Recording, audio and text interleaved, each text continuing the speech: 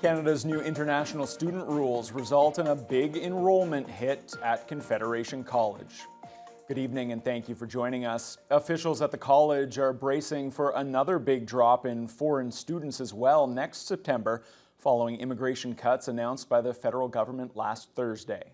The college says these changes signal the beginning of a very challenging era for Confederation and all other colleges across Canada. TBT's Emma Chilton is following this story and she joins us in studio. Emma? Thanks, Haley. College officials say the cuts to postgraduate work permits will negatively impact all of their campuses across the Northwest, with up to 69% fewer international students next fall compared to September 2023. Prime Minister Justin Trudeau announced the new rules and restrictive criteria for immigration last week, which will cut the number of new permanent residents in Canada per year from 500,000 to under 400,000 next year, and even lower in the years after that. The changes impact the postgraduate work permit for international students wanting to study in Canada.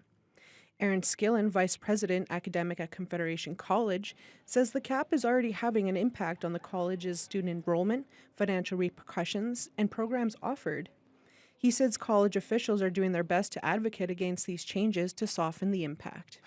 We believe that could be upwards of 69% international student drop for the upcoming academic year. And that's based on just not having those programs aligned with the postgraduate work permit. If we lost international student interest and enrollment in those programs, that's the significance and the type of impact quantified that it would have on our international student enrollment. What that means is that there are key programs here that are really aligned with what we believe is local and regional labor workforce needs. Programs such as engineering, technology, early childhood development education, culinary, and other health programs are not covered in the list of eligible college programs for the postgraduate work permit. Skillen says the international enrollment at the college is down by 39% this fall compared to fall 2023. The upcoming academic 2025 year could see an additional 30% drop of international student enrollment. That said, going forward, having fewer international students being able to study with us here at Confederation College will impact the type of academic programming that we're able to offer and could impact, certainly from an operational standpoint, it'll have a financial impact on our organization as well. And so we're planning towards what that may look like for the 25-26 year. These changes implemented by Immigration, Refugees, and Citizenship Canada not only impact Thunder Bay's campus, but all of college campuses across Northwestern Ontario. Emma Chilton, TBT News. It appears to be a light agenda in store for tonight's City Council meeting. The main item is a recommendation from the Intergovernmental Affairs Committee for Council to support the CEDC in the delivery of a regional pilot for Ontario Immigration Nominee Program. The program would help local employers attract and retain skilled workers. A former longtime Thunder Bay City Councillor has passed away. Larry Hebert died this weekend following a short illness. Hebert served 3 terms on City Council from 2006 to 2018 and spent more than 20 years before that as General Manager of Thunder Bay Hydro. He was also a big part of the local sports community and an executive with the Thunder Bay International Baseball Association, helping to bring the World Junior Baseball Championships to the city in 2010 and 2017. Hebert did run into legal troubles late in his life. He pled guilty in 2020 to assault with a weapon and uttering threats after what police called a serious incident at a Southside home. Larry Hebert was 77 years old. The busy intersection at Cumberland Street and Red River Road has now reopened. It was closed for several months for the major streetscape project to make the area more pedestrian friendly. All the underground work and paving stones are done, creating a fresh new look for the area. Workers now continue to lay the stones on a section of Red River. Brendan Miller has more. The construction on Cumberland and Red River is nearing completion. After waiting for the traffic lights and lampposts to be installed, the intersection finally reopened late last week. Although the lights don't work yet, temporary stop signs have been installed and traffic can flow much more easily through the area. City project engineer Brian Newman was happy to get that stage completed. In order to get them up, we wanted to have the road still closed. So to open and close the road multiple times isn't worth it. The BAA and the business in general were okay with what we were doing. So we wanted to have it complete minus power to the signals. So once we completed it last Tuesday, we just did some final cleanup Wednesday, and we had it open up last Wednesday evening. So it's going to stay open for the remainder of the project now. Now, the focus moves to Red River Road. As winter weather closes in, things can become difficult or incomplete. That's why Newman says their work will be finished as soon as possible. The north side, which they're currently working on now, we're hoping to be done by the end of this week. Maybe worst case, depending on weather, maybe Monday, Tuesday next week. And then we want to start here with the road pavers and work westbound on Red River. The key with this is weather. So if we get weather, we're going to keep going. The business district's fully aware of what we're doing, and they want us to complete as much this year as we can to avoid as many disruptions next spring. Newman says the finished product should stretch from Cumberland to St. Paul Street before they have to stop for the season. The rest of the paving stones from St. Paul to Court Street would then be installed in the spring, along with the planting of flowers and shrubs in those granite gardens to further liven up the area. Brendan Miller, TBT News. 3 people have been charged with arson in connection to a fire at a Sioux Lookout apartment complex on Friday night. OPP say a neighbor reacted quickly to extinguish the blaze, but extensive smoke and water damage displaced the residents of about 17 units inside the building on Miller Crescent.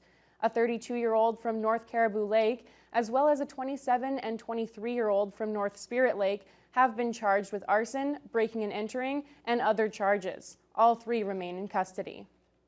The mayor of Fort Frances has taken a temporary leave of absence. Town officials say Mayor Andrew Halikas needs the time to focus on his health. According to a media release, Halikas has been managing health challenges since late July. He's currently receiving care in hospital and thanks community members for their understanding and support during this time. Halikas plans to participate virtually in council meetings whenever possible. In his absence, Deputy Mayor Michael Behan will assume the mayoral duties with support from the clerk's office and municipal staff. The news comes about a week after Fort Frances Councillor Mandy Olson resigned. She said her decision was due to concerns about the level of commitment shown by Halikas and the rest of council when it comes to reconciliation in Fort Frances. The Northwestern Ontario Recreational Trails Association has started Phase 2 of its latest expansion to eventually connect Thunder Bay to Kekabeka Falls. It comes after the green light from Trans-Canada Trail and the City of Thunder Bay. Volunteers were out on Broadway Avenue yesterday removing brush and low-hanging branches. Jessica Clement reports. The Northwestern Ontario Recreational Trails Association has started establishing the first 3 kilometers of its proposed Phase 2 Kekabeka Falls Trail after approval from the City and Trans-Canada Trail. The project is part of the group's 5-phase planned trail system, with the second phase intending to connect Kekabeka Falls to Thunder Bay. This latest expansion involves extending the existing Thunder Bay Trans-Canada Trail on Broadway Avenue further west from King Road by Fort William Historical Park to Roslyn Road via 25th Side Road. Which we hope eventually to become part of Northwestern Ontario Recreational Trails Association's planned trail system, which includes encompassing trails that go Thunder Bay west to Atikokan, south to the Minnesota border, and then east to Nipigon. President Len Day was out Sunday morning with a group of volunteers to start removing the brush and low-hanging branches. After manually clearing the brush, a mini excavator will be brought in to remove stumps, level the right-of-way, and fill uneven terrain. Day is hoping to have the 3 kilometers done before the first major snowfall. We're targeting to have this completed by the end of November, which shouldn't be a problem, but you know how things go with planning. But yeah, definitely before the snow flies. Once we get the contractor in here, I think we're looking at maybe 7 to 10 days of work, and we'll be complete, and the trail will be open and ready for use. Day says when completed, the trail will provide a much safer and enjoyable experience for local residents. This will actually get them off the road and you know, give them a different option, a safer option, and when they're out doing outdoor activities. In Thunder Bay, an area in Northwestern Ontario, we have pockets of trails here and there, Trans-Canada Trail. So our goal is to expand that trail system and give more opportunities for people that want to travel the Trans-Canada Trail. More information about the Northwestern Ontario Recreational Trails Association and its planned trails system can be found on its website. Jessica Clement, TBT News. Students from St. Elizabeth School were taught the importance of leadership and being kind to one another during Delico Anishinaabe Family Care's annual Step Up campaign. The initiative encourages communities to come together in support of children and youth.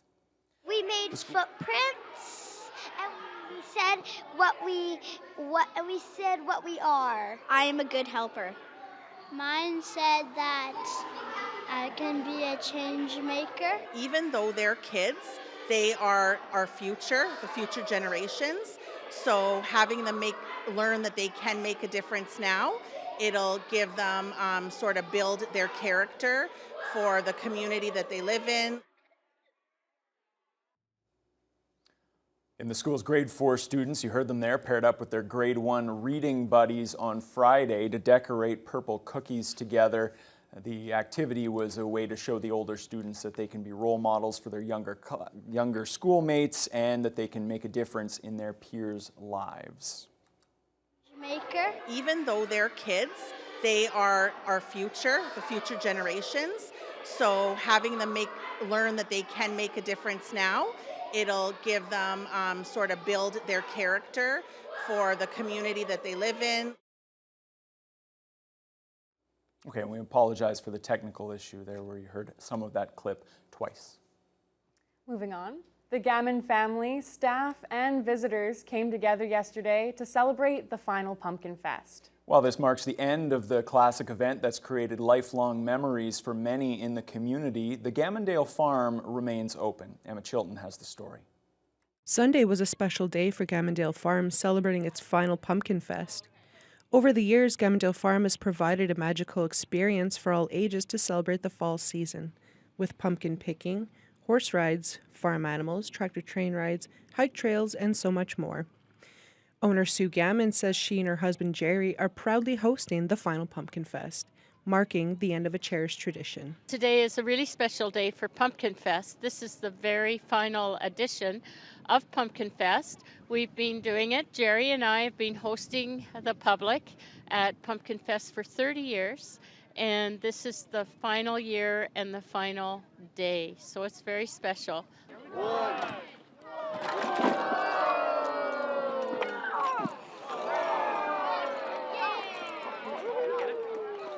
Hundreds of visitors from all over Northwestern Ontario came to enjoy their favorite fall festivities for the final time.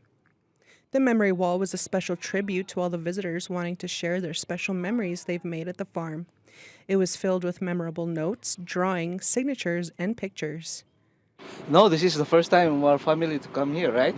Yeah. And the place is so wonderful, and we are so sad that, knowing that this will be their last time. We've been coming here for at least 11 years, and our favorite part is just being able to come out and enjoy all the activities. His favorite part is the tractor rides. We're a little bit sad that we can't come here anymore. We've been coming here, we travel 4 hours to come here, so it's a special trip just to come and enjoy the Pumpkin Fest. Gammon expresses heartfelt gratitude for the community's tremendous support over the past 3 decades, which has made it possible to provide this experience for so many years. A little bit sad, but mostly grateful because we've had so much fun putting it on and we've got so many special memories. All the people that have helped us along the way, and then of course all the visitors. So thank you so much, and that's my special feeling today, is just being thankful. Gammon says the farm will still remain open, hosting small parties such as birthday parties, farm tours, and in the winter season, sleigh rides. Emma Chilton, TBT News.